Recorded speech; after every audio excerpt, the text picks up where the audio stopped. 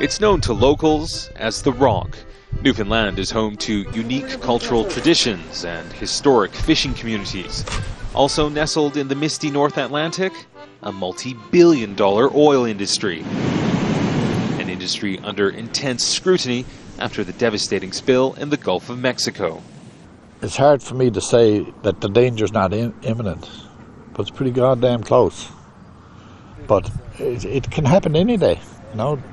I just can't describe how imminent it would be.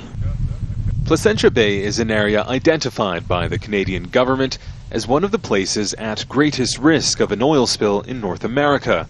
And while the huge oil tankers operating in the narrow bay have long been a worry here, it's what can't be seen from land that's causing the most concern. Gas giant Chevron is using this ship to drill an exploratory well more than 400 kilometers offshore. If all goes to plan, the drilling will begin at 2,600 meters below the surface of the ocean, more than a kilometer deeper than the disastrous well in the Gulf of Mexico. The question is, though, how deep is deep? Danny Williams is the Premier of Newfoundland. He says while there can never be any guarantees, he's convinced the industry is safe.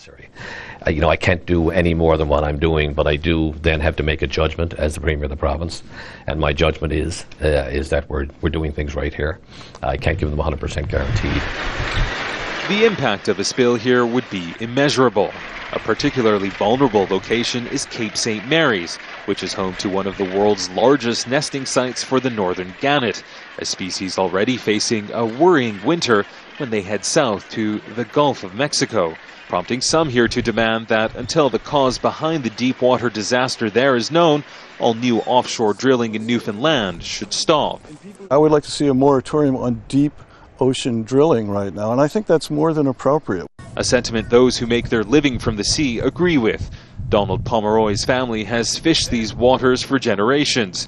He took part in a 5-day training course to help fishermen assist with a spill in case one ever happens.